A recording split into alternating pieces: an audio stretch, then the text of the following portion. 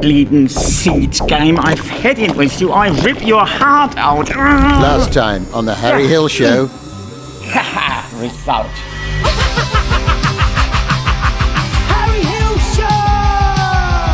Hello there, I'm Harry Hill, and this is my show. It's the Harry Hill Show! Oh, Bruno, you're doing some art. Let's have a look. Do you mind? Bring him over. Let's look what you've been up to. Oh, right, yes. They're all squirrels with their faces scribbled out.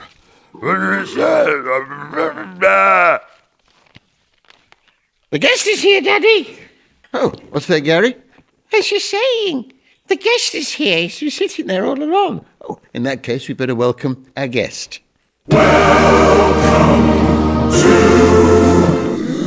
Adam Hills. It's Adam Hills. Welcome, Adam. Lovely to see you. Oh. Licky, the Harry Hill Show mascot. It's Licky, the Harry Hill Show mascot. Previously had a job at Ascot. Well, it means Licky. Oh, no, he's going to. I do apologise. Adam. A little bit if that's okay. Licky.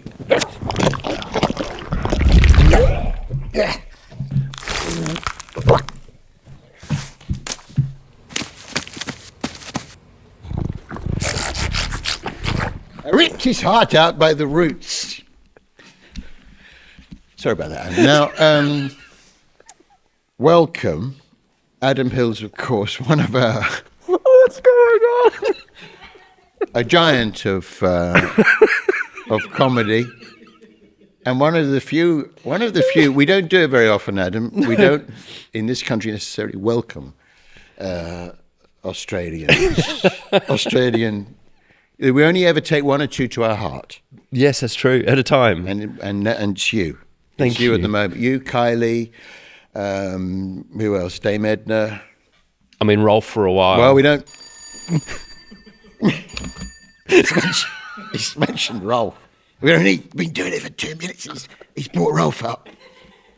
He casts a long shadow. Maybe Nick Cave, I don't know. Yeah, slightly on the outside there. I was once at a function at Buckingham Palace for... Oh, look at me. It was an Australians in London or in the UK function. Fantastic. And it was before the Queen and Prince Philip were about to go to Australia. And so there was a whole group of us in one room, and then the VIPs in the fancy room, your Kylie and... Oh, you weren't a VIP. No, I wasn't in the VIP room. Oh, no. I was in the room with Alf from Home and Away. Right. What's he up to now? He kind of met them right before me. I was after Alf. Right. I wasn't there when... there was a weird moment when Prince Philip met Alf from Home and Away. I can't even remember his Raymar. You must be Alf from Home and Away. And then they started singing, the two of us belong together. No matter where I go. Together forever and ever. Apparently that was one of the tunes that they were going to play at the funeral, but they decided against it in the end. And he shook Ray's hand, and then he shook my hand and said, "Are you on the stage as well?" And I said, "Oh, I'm a comedian." And he went, "Well, that's the stage, isn't it?" Oh, dear. Yes, I guess so. Bye. But Nick Cave was also there that night. Oh. But I didn't get to see the moment that Nick Cave shook hands with the Queen, because I just thought that would have been such an incongruous image. Hasn't he got some sort of gong from the... Oh, yes. Nick Cave? Do you know what? He's surprised. Have you ever met Nick Cave? No, but I mean, I like Nick Cave, but it's a slightly odd thing that he sort of plays the outsider, or he's the sort of, rebel, and then he's taking an honour from... I was thinking that as well. Like, what's the introduction? You Queen of England, Prince of Darkness, Queen of England. I've met him. He's surprisingly goofy. Oh, is he? He's kind of interested and floppy and goofy. Oh, right. Sorry. Sounds perfect for this show. Let's get his number. So when I was at the Coronation... Just appalling name-dropping and self-aggrandizing. What were you doing at the I was invited as a group of special Australians that were invited to the coronation. There were like nurses and scientists and stuff, and there was me, and there was Nick Cave. They're gaslighting you, Adam, aren't they? Because they're trying to keep the Australians on side, because there's this movement, isn't there? Yes, that's exactly what it is. Keep us in with the monarchy, right? How was the coronation then? Oh, long. Yeah, it was long. I genuinely practiced for days before on how long I could go without needing a wee. Right. But still having coffee, because I need caffeine in the morning. Yeah. So I was practicing for a few days. I was training myself to have like less and less coffee in the morning and go longer before I needed the bathroom. Right. Like old regime. What are there toilets at Westminster Abbey? No, we were told you're not once it starts, you're not allowed to go to the loo, and it was like 5-6 hours. Supposedly. Oh, that long? Yeah. In fact, the previous coronation went for so long that under the stands where people were sitting to watch, the next day when they cleaned up, they found feces and urine because people were just shitting themselves while watching the coronation. Oh, okay. Anyway, Nick Cave didn't do that. But, sorry, I think, am I rambling? Feces, I mean, urine, yes, but feces?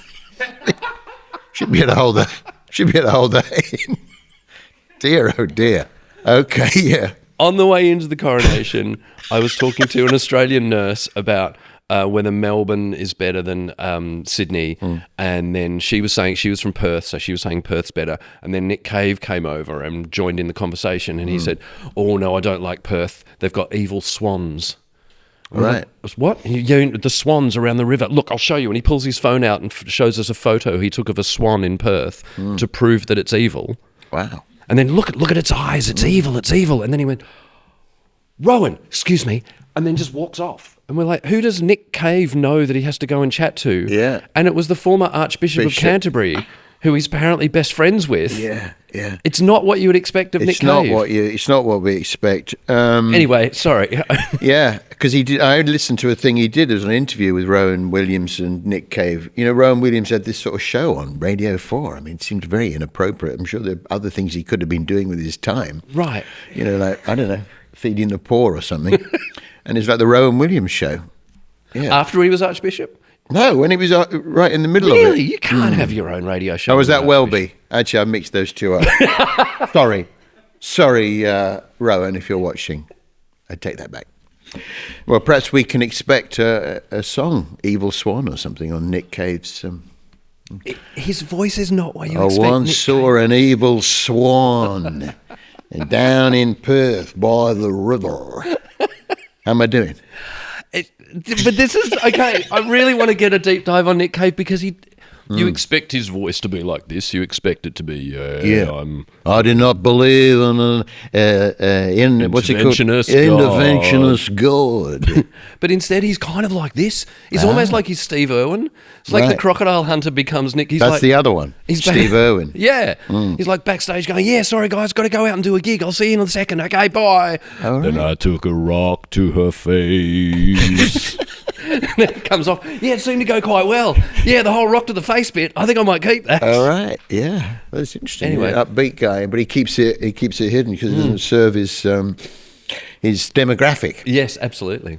So listen, Adam Hills, we've got. How do you feel about AI? Have you formulated an opinion yet? So, can I tell you a quick story? I would love to hear a story. Okay, so it's all content. This may just seem like two old guys chatting, but it's content. Yes. So I'm doing a show for the Children's Trust. He's doing it again. Look, it's look at me. I give to help out people. Oh, the charity, the Children's Trust. How do you think I feel now? Go on. Yes, that's great. This is all for charity, right? This is supporting. Yeah, sort of. Yeah. It's the opposite of charity, actually. It's taking money. It's throwing money away. What's that called? Altruism. What's flushing £5 notes down the drain? What's that called? What? What's tearing up? Anyway. So I'm doing a show for the Children's Trust. What's the Children's Trust? It's a hospital just west of London for children with acquired brain injuries. Oh. And there was a guy, I host this show every year, and there was a guy that got up last year and spoke. He was 23, and he had a stroke when he was 16, and he had to learn to walk again and talk again through the Children's Trust. And he gave this beautiful speech, and he was kind of the star of the night. So we all joked, well, next year he should come back and do a stand-up routine. Right.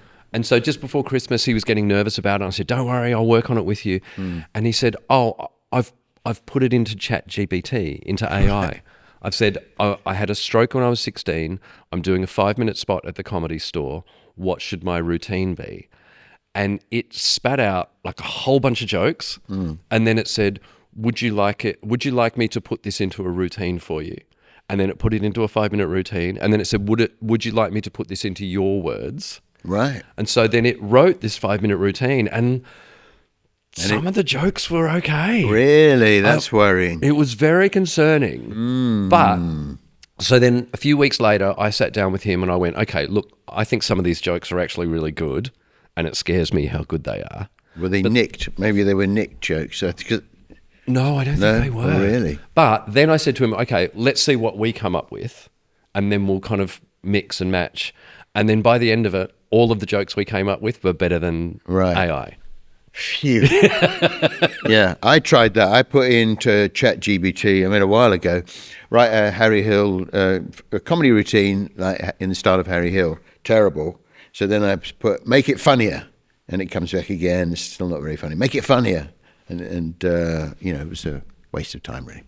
Do you know what? That's really interesting, because when you were on our Christmas show, on the Last Legs Christmas show, yes, we said to AI, can you suggest presents for each of the guests? Oh, that was right. What did they give me? A briefcase or something? Yours was a briefcase full of props. Yeah. And yours, it couldn't make funny. No, and neither could I, as it turned out. That's live TV, folks. Right, so we've got an AI bot, Sarah, who's going to come out and tell us a bit about you. Sarah, come on out. Here she is, the AI bot, known as Sarah. Say hello to Adam. Sorry, I was waiting there for something to happen, but nothing did. Sarah, say hello to Adam. Adam Hills. Hey Adam, good to meet you, Cobber. Fair dinkum. Throw a tinny on the Barbie, kiss my kangaroo, and other mildly offensive cliches. I do apologise. There's no need for it. This is... Fine. Hi, Sarah. Shake his fork, yeah. Shake her fork, I should say. So, Sarah, you're going to tell us a little bit about Adam. Here goes. Adam Christopher Hills is an Australian comedian, radio and television presenter. Yes. Early life. Hills was born in the southern Sydney suburb of Loftus, home of the Sydney Tramway Museum.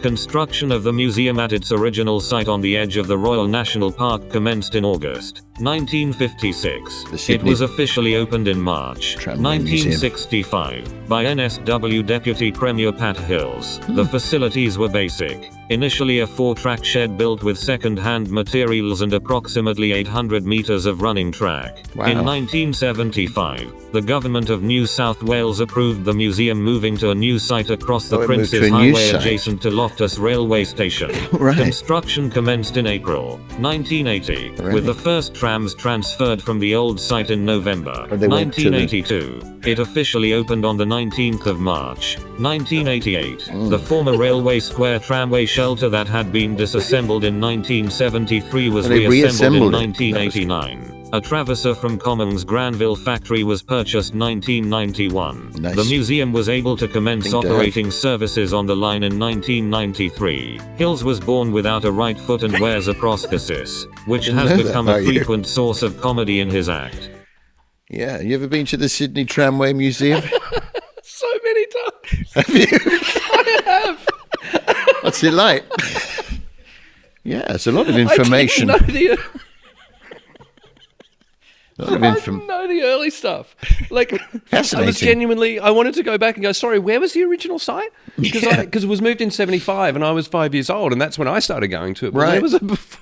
Yeah, well, it moved to the new site across Prince's Highway. So where was the first site? Well, the original site was on the edge of the Royal National Park, which has commenced in August 1956. Oh, got it. Yeah, okay. Yeah. Officially opened by Deputy Premier Pat Hills.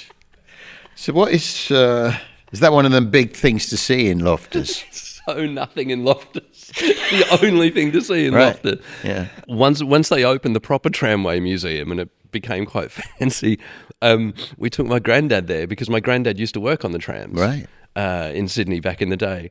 And there was this really lovely moment where this dad was walking around with his kid going, "Oh, this is the G500 and it had a top speed of 20 miles an hour and it used to," and the kid was so bored.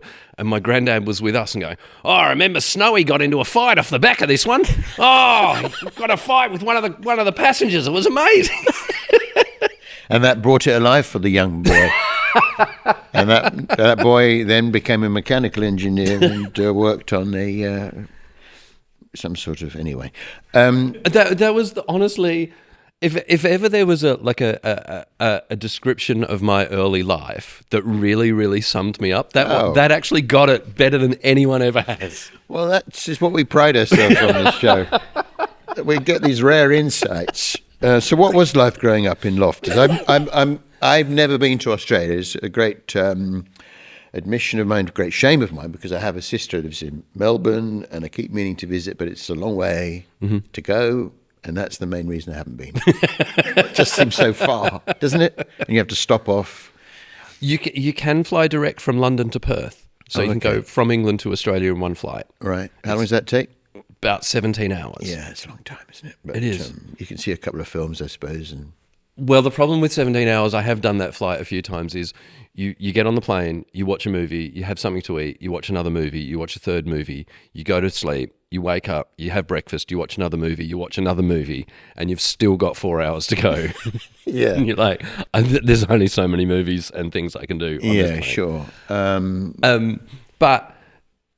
So Loftus is a very, very obscure suburb on the southern edge of Sydney, as was pointed out, right across the road from the Royal National Park, right? Which I think is the second oldest national park in the world, I think. So when you say park, is that just like scrubland and sort of kangaroos and wallabies?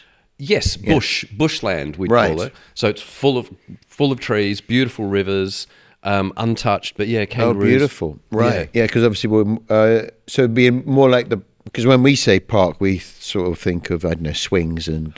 more like... like the national, Snowdonia National Park. Yes. I was going to say that. I think Yellowstone National Park might be the oldest in the world, and then the Royal National Park in Australia is the second.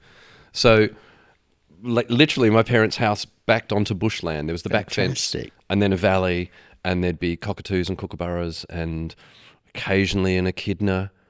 And even now, Mum will call me up and say she saw a wallaby behind the back fence. It's what you think Australia is as a kid. Yeah, fantastic. And so you would just go out into this bush and muck about. Kind of rural upbringing. Yeah, well, it was on the edge of rural. It was suburban. We could get a train into the city. We're still literally part of Sydney. But yeah, you just open the back fence, and as we would call it, bush bash. That was the word for it. We just go bush bashing and just, disappear for the afternoon, and Mum would call out when it was time for dinner. And it would echo across the valley and the houses on the other side, and then we just come back. Yeah, it must have been great seeing all those different kind of exotic animals. And genuinely, that thing that people say, oh, in Australia, did you have to look out for spiders or snakes? And we're like, yeah. Like every time you went out, you'd leave your shoes outside the front door, and then you'd bang them on the ground to make sure there wasn't a spider inside before you put your shoe on. Yeah. See, I grew up in Kent, similar thing. You go out back of the house and there'd be all these fields, but I used to dream of seeing a snake, a grass snake or something. Never saw a snake. There was nothing, you never saw even a badger or a fox, frankly. I didn't see a fox until I moved to South London. Very exciting, very exciting. And then I think you're going to tell us how, Sarah, how Adam became a comedian, are you? You've got something further Hills began performing as a stand-up comedian at the age of 19 and has produced 10 solo shows which have toured internationally. In 2002, he scored a minor hit in Australia with his single Working Class Anthem, in which he sang the lyrics of the Australian national anthem to the tune of Working Class Man, a song by Australian rocker Jimmy Barnes. Never heard of him. Television career. Hills hosted the music trivia show Spicks and Specks. What's that? Dunno. That's the Hills Bee Gees, presented his right? own weekly talk show, Adam Hills in Dawden Street Tonight, on the ABC, later renamed Adam Hills Tonight. In 2012, he was part of the Channel 4 TV commentary team for the London 2012 Summer Paralympics. Now The we Last get to Leg it. with Adam Hills. With Alex Brooker and comedian Josh Widdicombe, the show was renamed The Last Leg, and was adapted for a weekly comedic wrap-up of the week's events. Yeah, of course, the legendary Last Leg. Now, but before that, how did you get into stand-up, or what got you into it? My first ever experience of stand-up comedy. Well, no. So my dad worked for Qantas, Right. and he would fly around the world, be gone for 2 weeks and back for a week, and every now and then he'd bring back a comedy album. It'd be Right. Peter Sellers or Bill Cosby, and we were very much into Dick Emery, like a lot of English comedy and some American as well. And so we would listen to these comedy albums, but I think because he worked for Qantas, we got free flights. Right. But we could only go only if there was a spare seat. We had to go standby. Right. So we never went in school holidays, and we would turn up to the airport and just hope there'd be spare seats. Right. And there was a specific flight to the States I was on. I was probably 10, I think.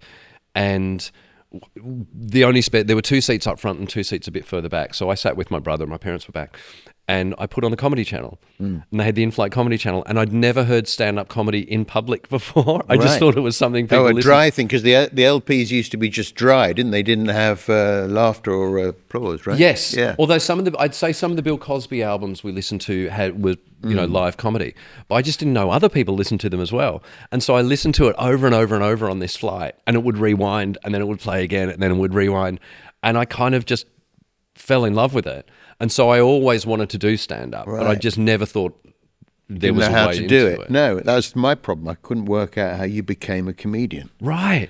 So for me, it was a friend of mine used to go to the Sydney Comedy Store on a Wednesday night to this thing called open mic night that I didn't even know existed. And as soon as I found out anyone could just get up and try out 5 minutes, I totally wanted to do it. So you did that, and you were 19. That's young to start, isn't it? And especially, I mean, now it feels like a lot Normal. of 19-year-olds might. But in 1989, I was very... It's about when I started, yeah. Right. Yeah, I mean, I was like 26 or something before I sort of started doing it properly. Were you a virgin as well? I was not at 26, no, that was actually I lost my virginity to a much older woman. Yeah, I was 57 and she was 88. She was 88. And I didn't think AI had... yeah, it was a had night sense to of remember. humour. But it seems Sarah's laughing. Really? Sarah.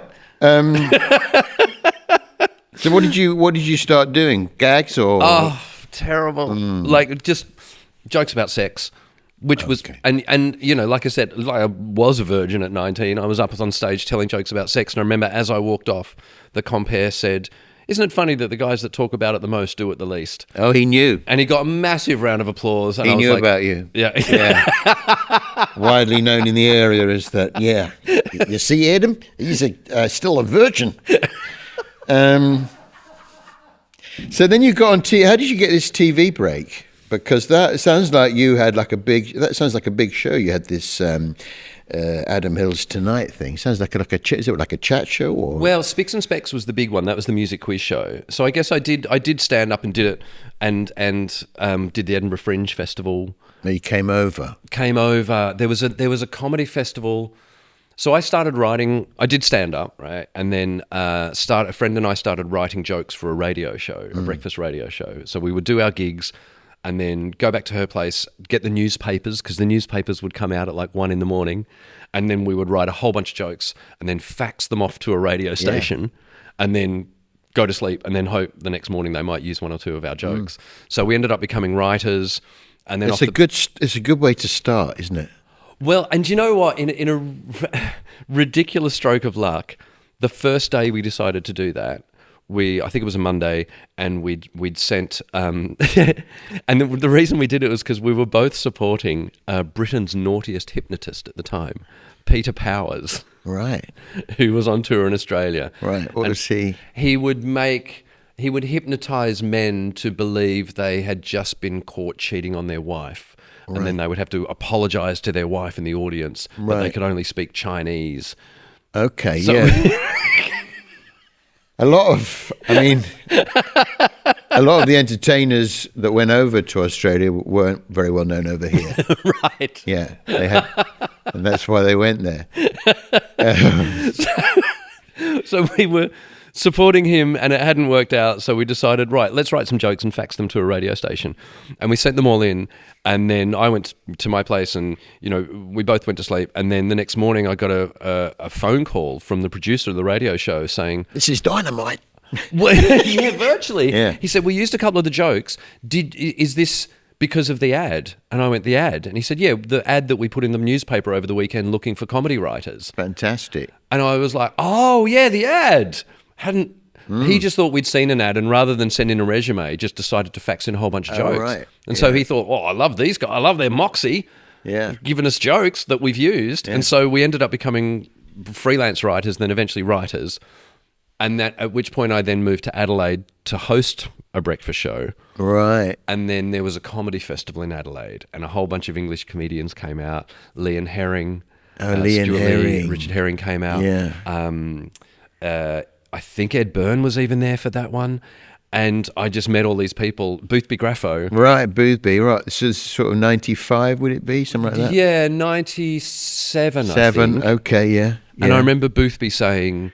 I became quite great. close with Boothby, and he said, "You need to go to the Edinburgh Fringe." He said, "Even if you die on your arse every night for a month, you'll still be a better comedian at the end of it." Oh, excuse me, I better take this, yeah. Hello, yes. My auntie, yes. On holiday in Nigeria, yes. Lost her passport in the sea, what? And needs £1,000 for a new kidney. Sure, yeah. Hang on, I'll just get I'll just get my credit card. Hang on a sec. My auntie's in a care home on the North Kent coast. See how scams happen? This was a reconstruction, but wise up, guys. Not very funny. All right, won't use that. Sarah, have you got anything further to add?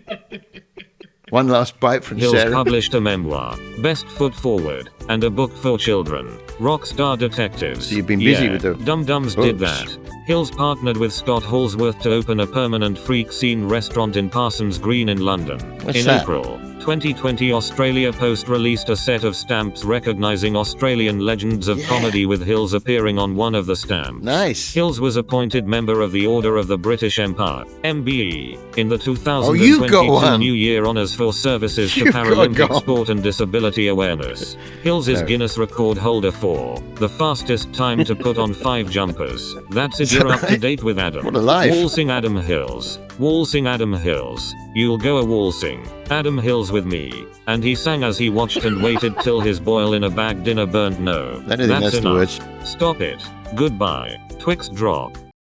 And there is your Twix. That's for you. Thank you, Sarah. Gosh, there's a lot. You've been very busy, haven't you, Adam? What a life. What's a freak scene restaurant? Oh, it's a restaurant that this Aussie chef and I kind of co-opened in Parsons Green and then in Balham. Why didn't you just call it Tax Dodge? What is it? What is it? Restaurant. Freak scene. What's the freak scene? I don't understand. Freak Scene's the name of a Dinosaur Jr. song. And Scott chose it as the name of the restaurant because he's kind of a freak when it comes to cooking. He kind of does stuff that you're not really supposed to do. Oh, I see. So, for instance, and he's Australian, like I said, but he had this dish. He told me he had bao buns that they weren't stale, but they'd been there for a while, so they were a little bit hard. They were still edible, and he didn't know what to do with them. And he was like, "Oh, I wonder what would happen if you just like deep fried them in donut batter." So he deep fried them in donut batter and then put like a red duck curry in the middle of it. What are his qualifications, this guy? He sounds like an absolute maverick. And they're nice, are they? And in all honesty, I'm not involved anymore. Oh, you're not? No, because they had to close the business down and start it up the next day as another business, and it felt like that was a tax dodge. Okay, we should touch the raw. Probably best not to put any of that to nerve there. It's a shame because you had me at stale bao buns.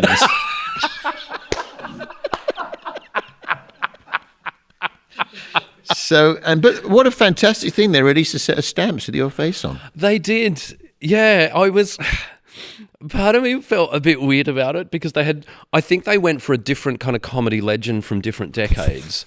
And I think they got to the 2000s and went, oh, yeah, hills? They're up all night.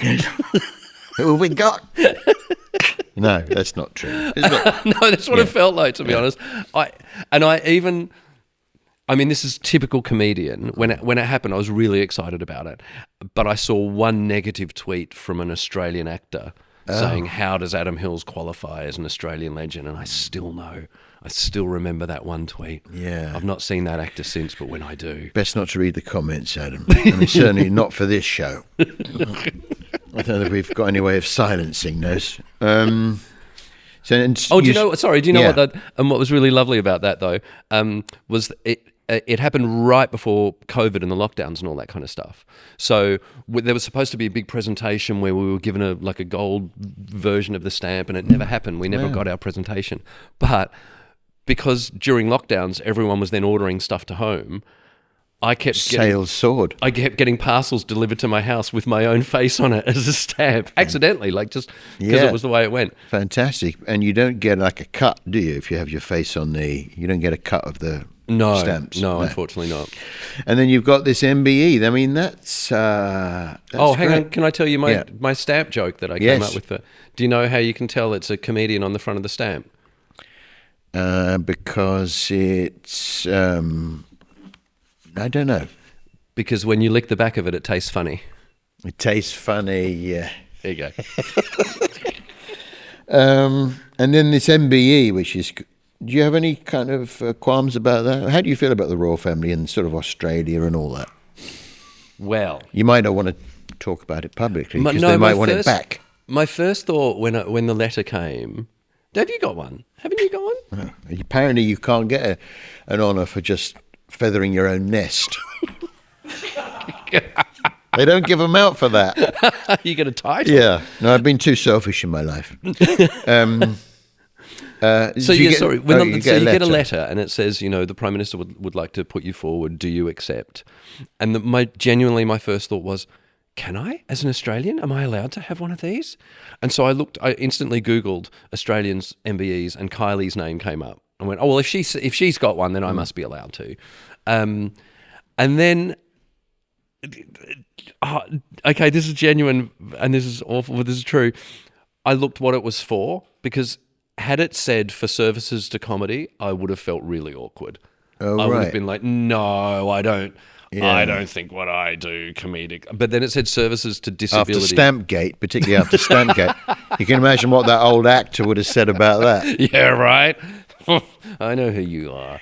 Then it said services to Paralympic sport and disability awareness. And then I was like, oh, no, I'll accept it for that. All right, okay, I reckon I've done all right there. Because you're kind of accepting it for everyone in a way, so that, yeah. Well, I think if it had been for services to comedy, I would have thought, well, I don't know that I should deserve that above anybody else in this country that's... You're a very successful comedian, provided for you, for example, you've provided more comedically than I have to this country, but... Units of laughter, yes. But... No one's counting, that's the problem. No one's counting the units of laughter that we're presenting. But what have you done for disability awareness? That's your problem right there. Nothing. I do the odd benefit of as few as I possibly can, benefits, maybe 3 a year, something like that, just to keep them off my back. Maybe if Sarah just had one arm. Sarah one arm, yeah. Yeah. Yeah. But then we'd have to get a one-armed actor inside, wouldn't we? Oh, yeah, good point. Confusing. Not that there is an actor inside. It's all wires and that. It's the Harry Hill Show. Do you find elderly relatives start to get a bit inappropriate at family gatherings? Couple of drinks and Auntie sends the Gen Zs running for cover. Then you need a can of new verbal incontinence magic putty. This specially formulated polyurethane foam allows air in, but absorbs words like small boats, immigration, and sponger. At the first sign of trouble, simply hold Nan down, force open her mouth, and fill her up. The mildly irritant foam does the rest. After approximately 8 hours, the foam passes harmlessly through the gut and is expelled in the form of a pellet. A bit like you get with a Nerf gun. These pellets, when squeezed, release the bigoted phrases in more appropriate environments, such as disused outflow pipe at the reservoir, ditch, or Robert Jenrick. New verbal incontinence magic putty from Regency Innovations. Buy one and get a free David Gandy cuckoo clock. Warning, may cause nausea, heartburn, indigestion, upset stomach, and diarrhea. Regency Innovations. Princely interventions in an uncaring world. It's time for our theme of the week.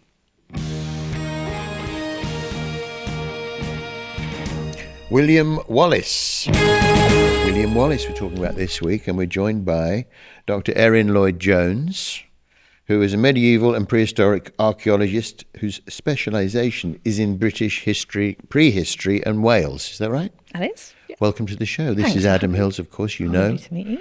from the show The Last Leg and various other things. Now, William Wallace, I confess I know very little, and what little knowledge I have about William Wallace is, of course, from that film that, what's his name did? Rolf. No, who was it? He's Australian, Mel Gibson. Mel Gibson. Yeah, Braveheart. Is that him? Yeah, Yep. Same guy. Who was William Wallace? Well, he was minor gentry Scottish man who, when England had invaded and occupied Scotland, fought back and said, no, thank you, that's ours, and stood up for Scottish freedom and independence. Right, so minor gentry. I got the idea that he was like a sort of commoner. That's what the film said. Right. So there were quite a few things in the film that they embellished and maybe made it into more of a story that were not quite right, just to make it a bit more film It's a better story, yeah. It's a better story if he's come from nothing. But you say minor gentry. So was he involved in kind of politics or? Well, feel free to jump in at any time, Adam. Of course. No, I should have another said question that. after this one. Yeah. no problem.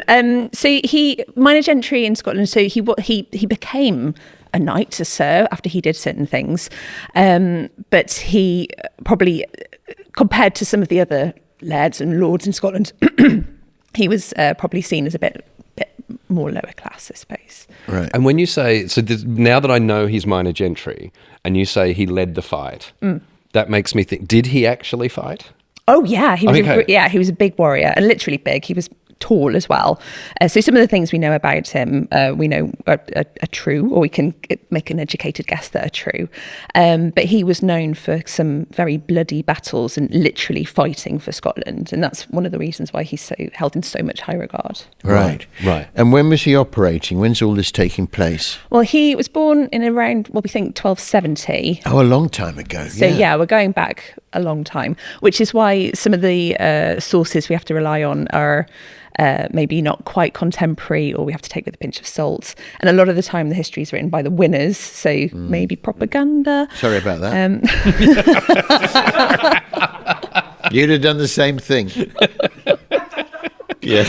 And then he died by 1305. So not a very long life, but he packed a lot in. Right.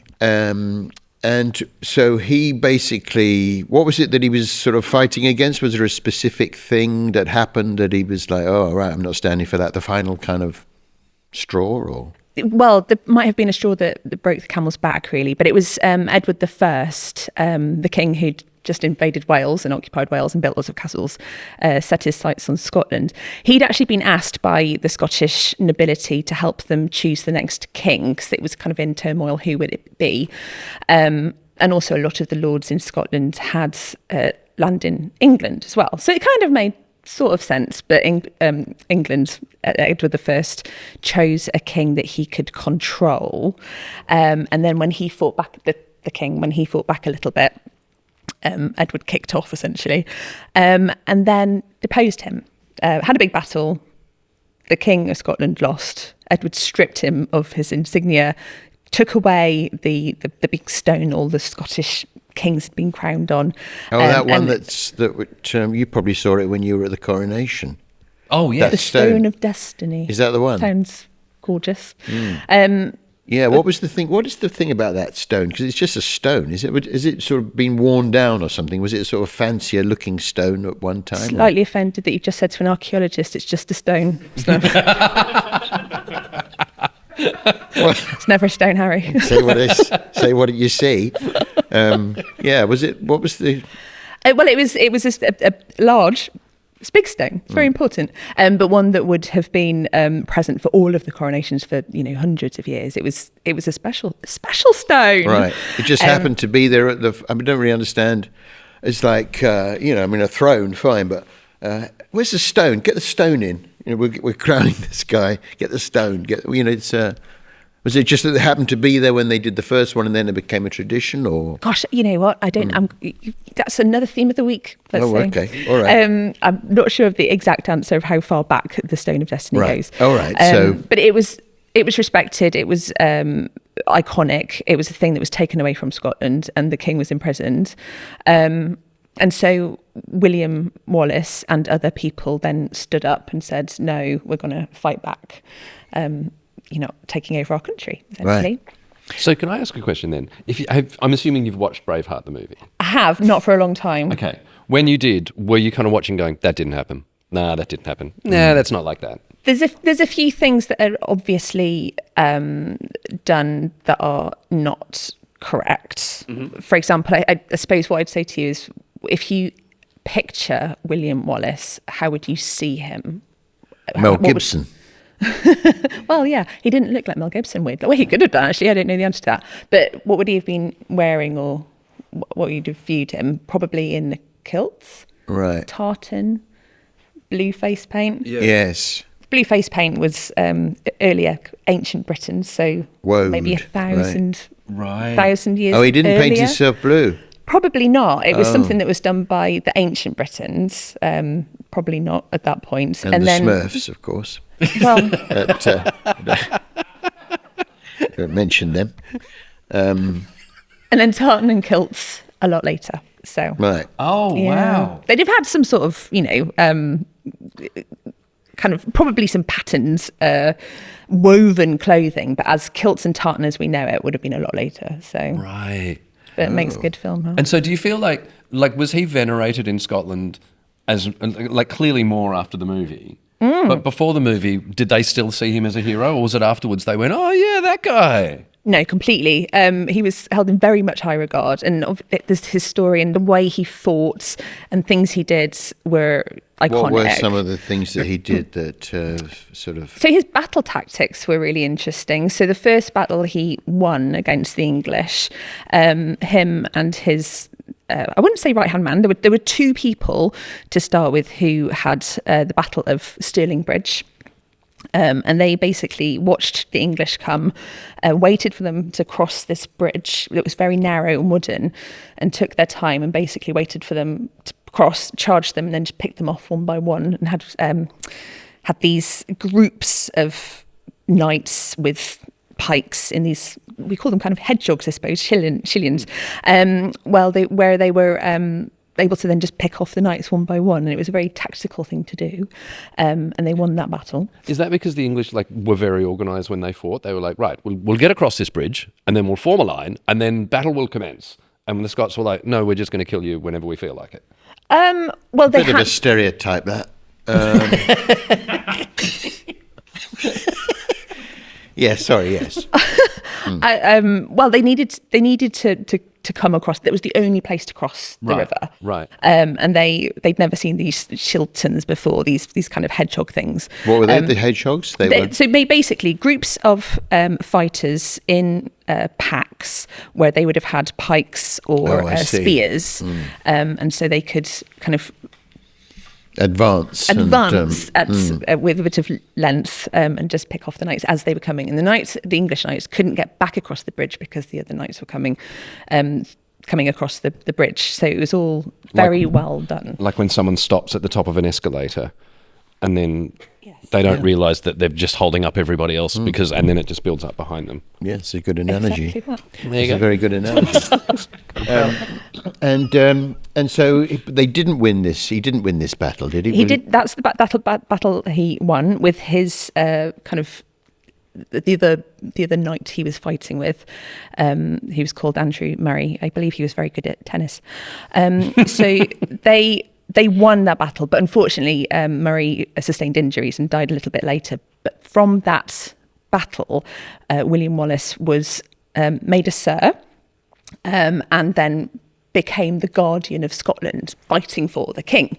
So then he was the king of Scotland, who'd been Right. deposed. Oh, He was okay. John. So he then went on to kind of do more battles. But at this point, Edward I was the King of England, was very, very annoyed.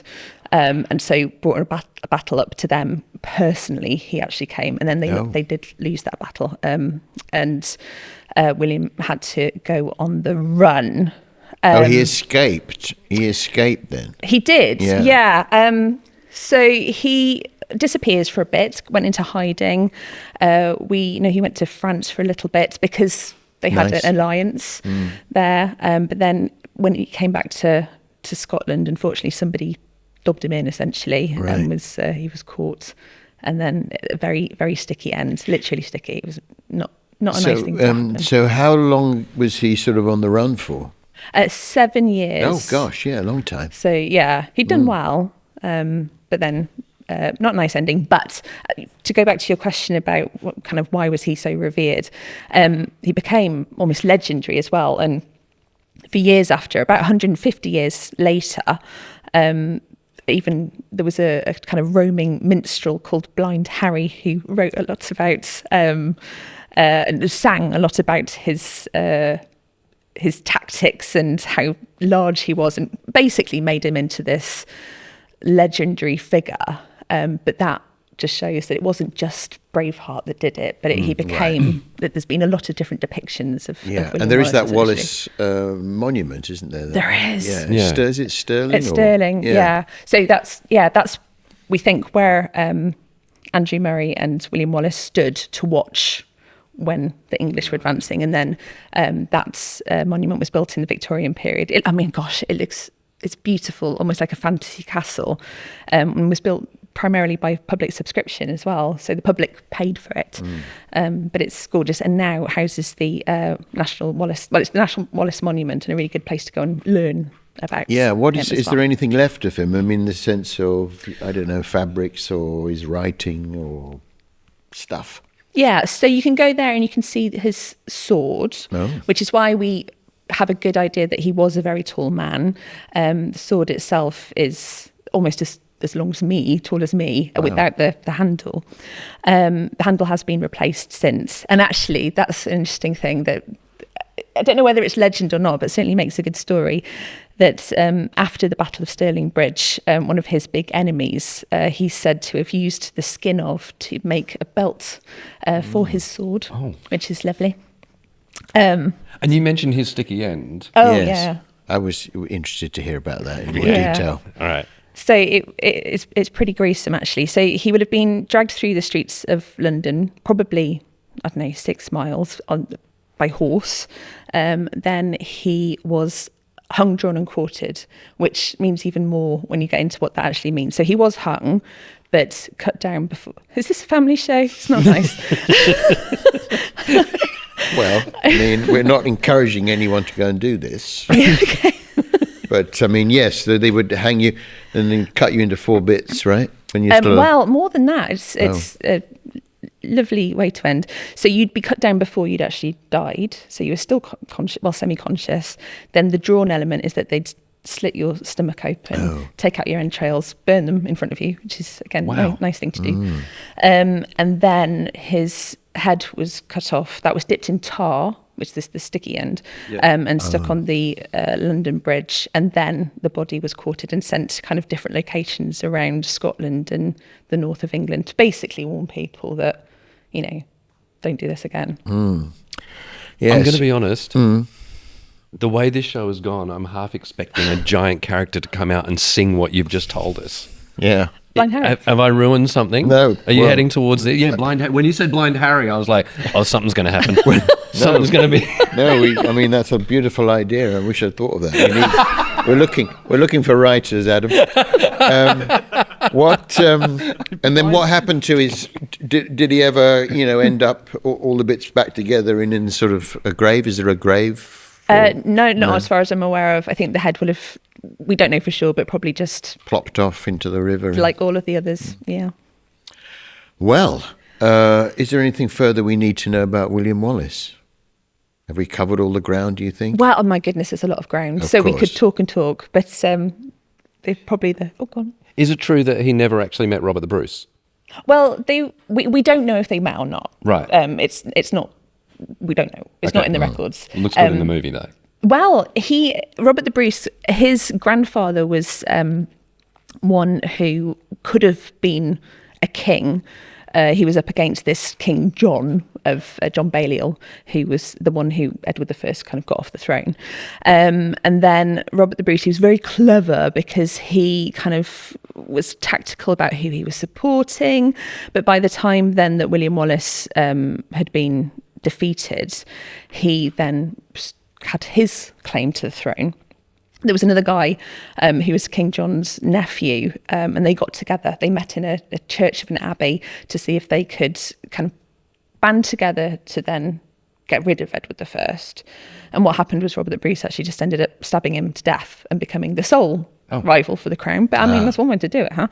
And then had another big battle and won, and essentially became King of Scotland. And it was his then descendants that became the Stuarts. And then, so all of our royal family is actually descended from Robert the Bruce. Yeah. I always wondered why that was the Bruce rather than just Robert Bruce. William Wallace, not William the Wallace. What was we don't know.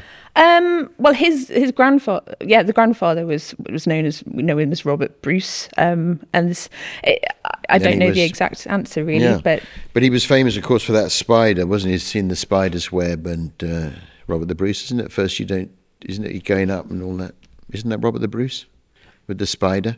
Yes, I don't know the full story, but yeah. I don't know about the spider. He learnt something about life from watching a spider spin a web, is that right? Like it keeps trying and at first you don't succeed, try again, isn't it? Yeah. I don't know. Yeah. I was expecting that to turn into a real joke. No. It's true. No, that was... I'll look it up, yeah. definitely. Well, yeah, I only know that because my distant ancestor was Robert the Bruce's cleaner, and she got the sack. She got the sack after that. Okay, that was our theme of the week. It's the Harry Hill Show. It's time to play What is the Velcro Singing? What is the Velcro singing? What is the Velcro singing? What is the Velcro singing? What is the Velcro singing? What is the Velcro singing? What is the Velcro singing? What is the Velcro singing? So this is just standard, I mean it's large format Velcro, Adam, and the Velcro hopefully is going to sing to us, and it's your job to decide what the Velcro is singing. I really hope it's a call and response because I've got Velcro on my prosthetic leg, so I can... Oh, okay. Yeah, well you could... if it's like 24 years I've been living next door to Alice, I can go, Alice, who the hell is Alice? Okay. Well, it's not that. As I say, we are looking for writers. Okay. Okay, here we go then. Ready? Yep.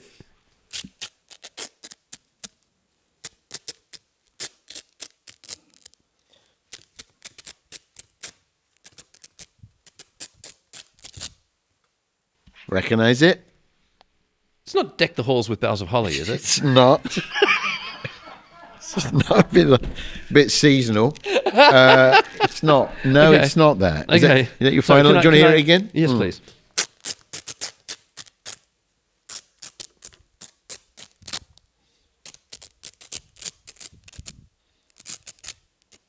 Ran out of it, but This is, I'll be honest, this is very much like a game I play with my 12-year-old daughter. But okay. I'm not Do you want to phone her? I can't work out what the song is. No. No. Can I have one more? Yeah. Oh, hang on.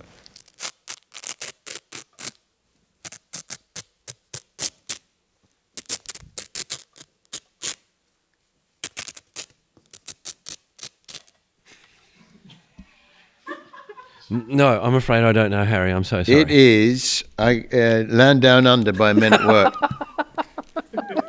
I come from a man down under. Where, can you hear?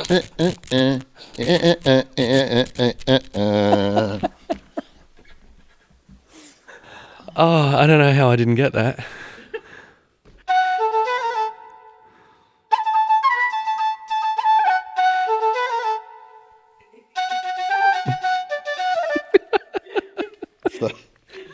Herbrack.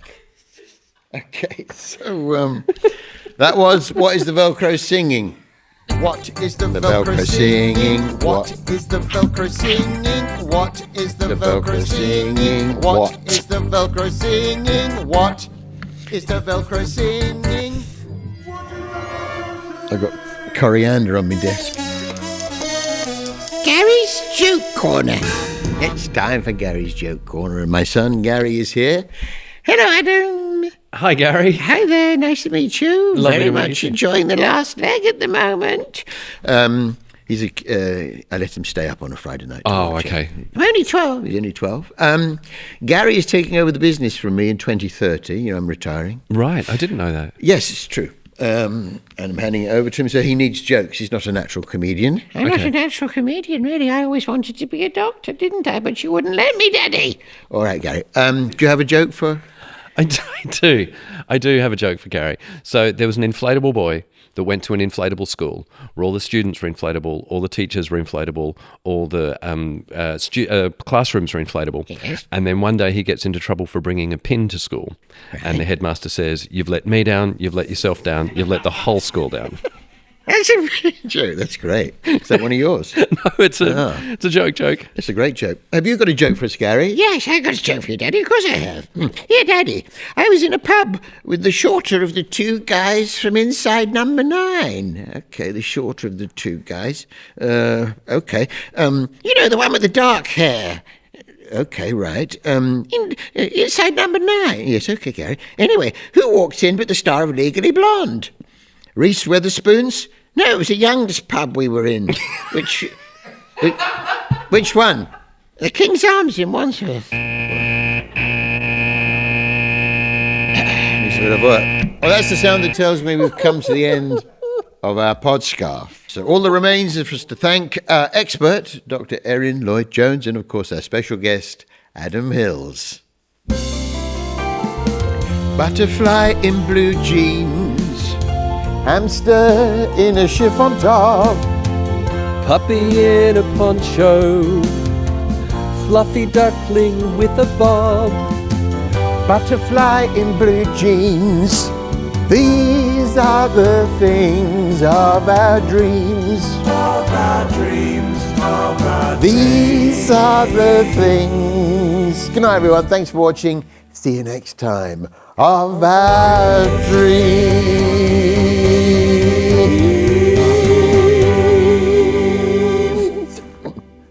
Right. Thanks so much. Thanks so much. I was more excited to do that than anything. Harry Hill Show! Well, it's definitely a change from the squirrels, but I'll be honest with you, I'm still not sure. It's the Harry Hill Show. Harry Hill Show. It's the Harry Hill Show. Harry Hill Show. It's the